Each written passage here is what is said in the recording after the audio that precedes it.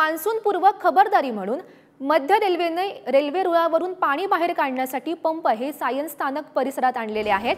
हे पंप मध्य रेल्वेवर विविध ठिकाणी बसवण्यात येतील। या संदर्भात अधिकचा आढावा घेतलाय आमचे प्रतिनिधी विक्रांत शिंदे यांनी।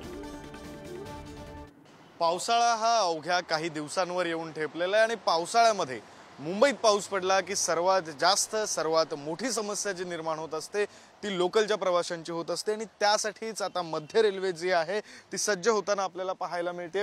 खरं तर हे जे पंप आपण पाहतोय जे सध्या सायन शिव या स्थानकाच्या परिसरात ठेवण्यात आलेले आहेत, हे पंप पावसाळ्यात मुंबईकरांचा खोळंबा होऊ नये यासाठी म्हणून पूर्वतयारी खबरदारी म्हणून हे पंप जे आहेत ते मध्य रेल्वेकडून इथे ठेवण्यात आलेले आहेत। खरं तर काहीच दिवसात ज्या ठिकाणी पाणी साचतं दरवर्षीच साचतं अशा ठिकाणची पाहणी करून मग त्या ठिकाणी हे जे पंप आहेत ते बसवण्यात येणार आहेत आणि मग रेल्वे रुळांवर पाणी साचलं की ते वेगाने बाहेर काढण्यासाठी म्हणून या पंपांचा जो वापर आहे तो केला जाणार आहे।